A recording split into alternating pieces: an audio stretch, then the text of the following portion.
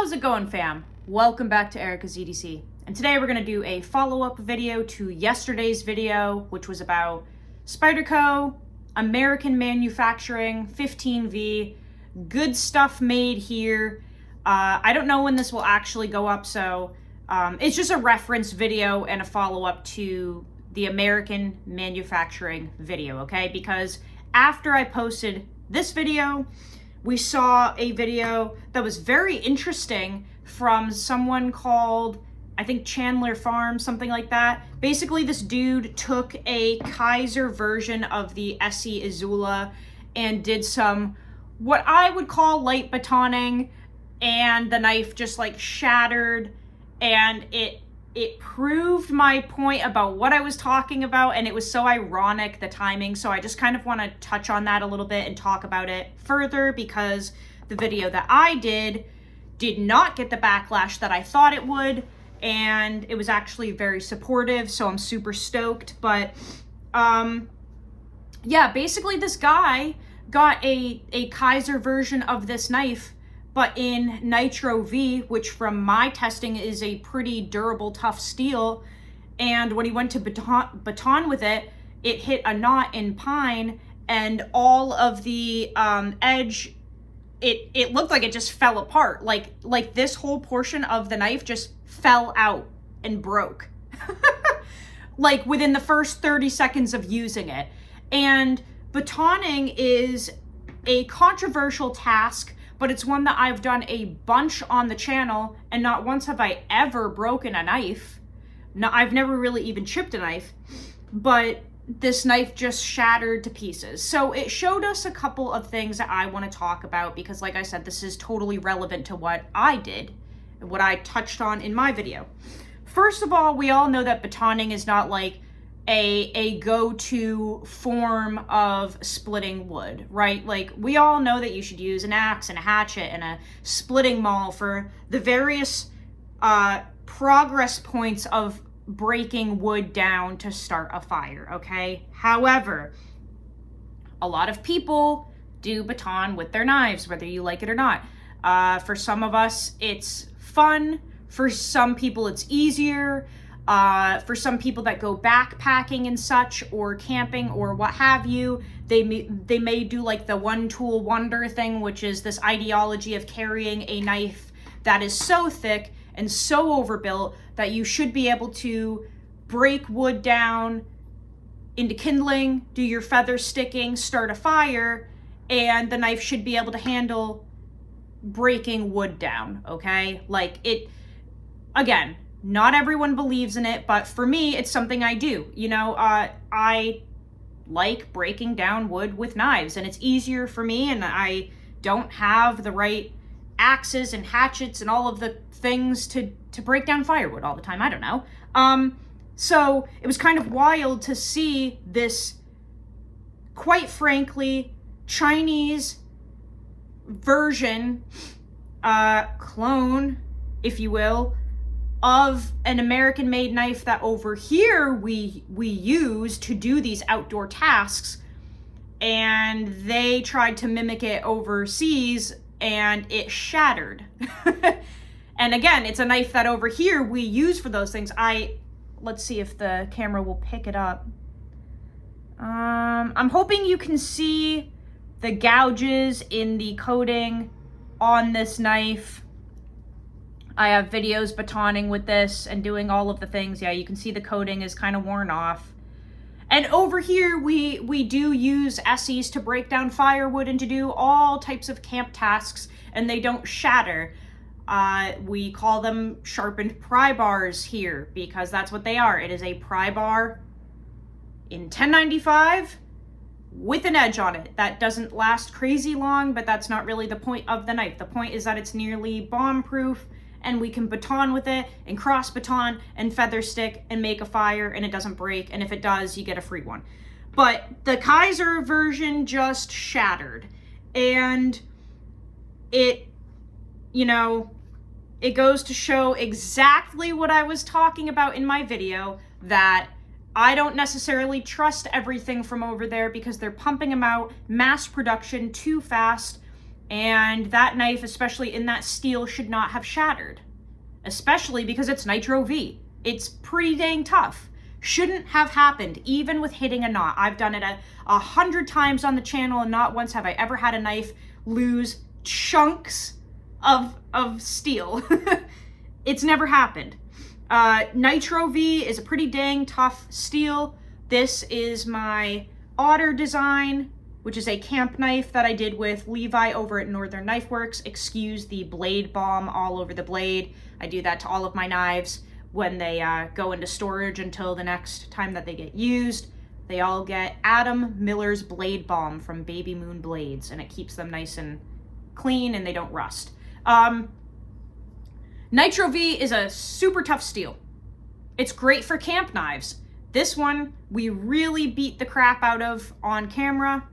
Nothing phased it. Now, I understand this is a thick piece of Nitro V, but it does come down to a super thin edge. I think it's like maybe 15 thou BTE, maybe a little less, but it's like 63 HRC Nitro V. And again, like I said, beat the crap out of it on camera, cross baton, all of the things, nothing happened. And it shouldn't, you know?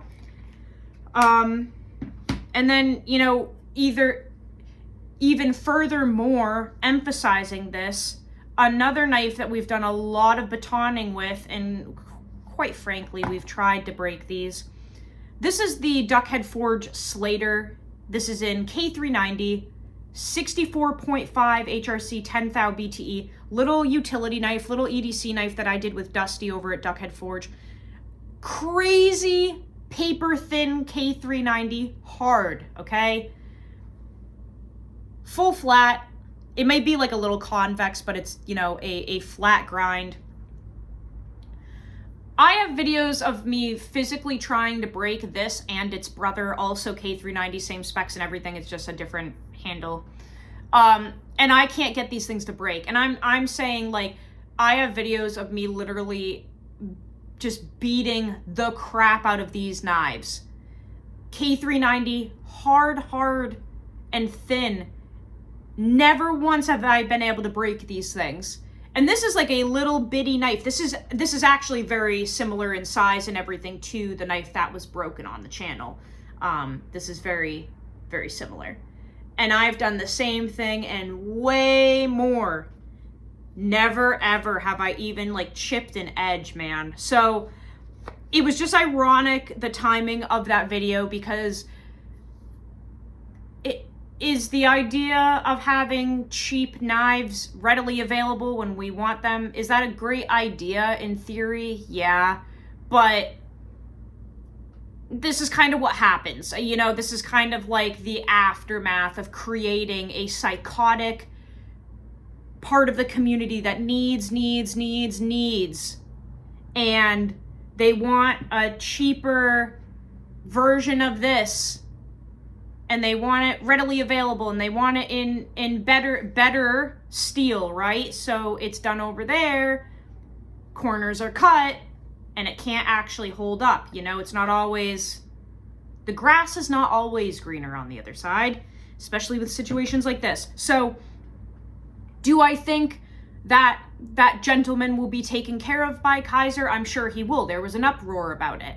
I'm sure anyone that breaks a Kizer and contacts them and says, I broke the knife, can I get a new one? I'm sure they're going to be like, of course you can. We're so sorry to hear that that happened. It shouldn't have happened, and that's on us. We'll give you a free one.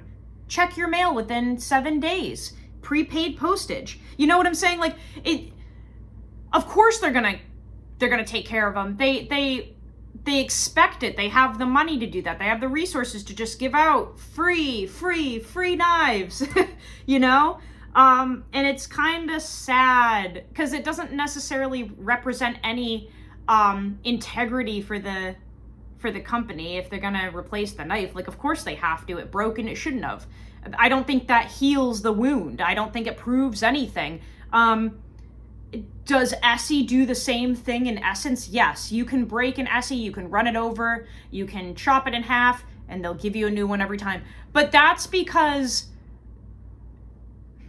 they have the resources to do that, but I think it's because they've built the clientele to be able to do that. And also ESEE does a lot of like, you know, they conduct the classes and the courses where you actually really do go learn valuable information. And real quick, I am not an ESEE fanboy at all. You guys know I'm not a fan of 1095, and I'm the opposite of an ESEE fanboy, very much so. But that doesn't mean that I can't respect certain qualities of their company. And what I do respect is that they do take care of their customers.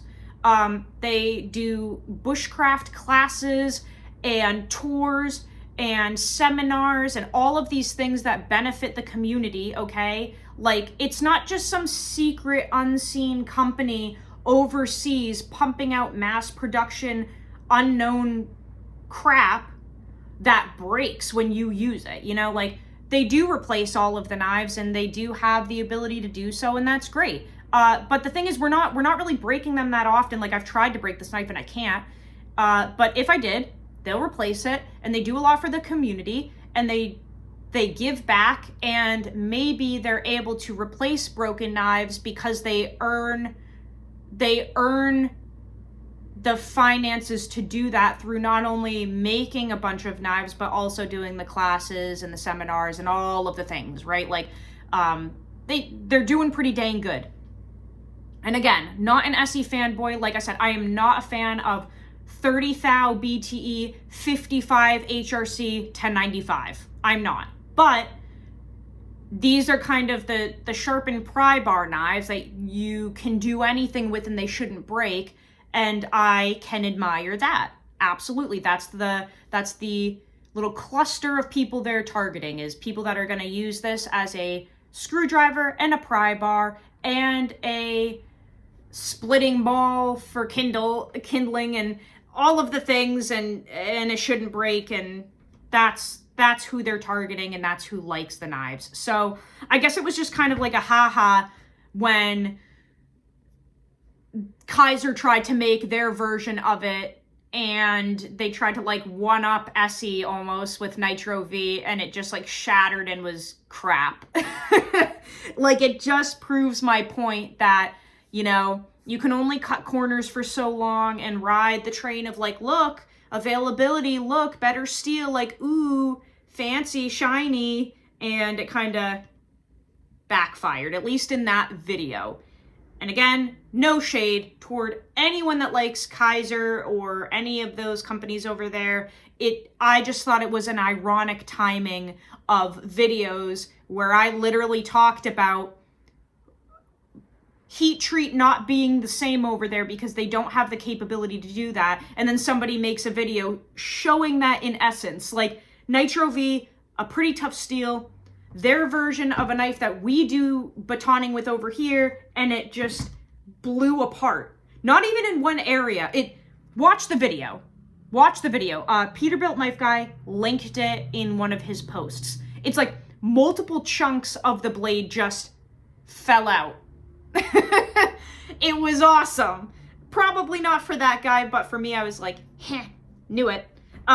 So anyway, I just wanted to make a video about that. If you're one of those people that has just been like, China, please reconsider supporting some of our American companies here, because not everything over there is all glitter and sunshine dust and unicorn poop. Some of it really is kind of like sleazy, like snake in the grass behavior, I guess.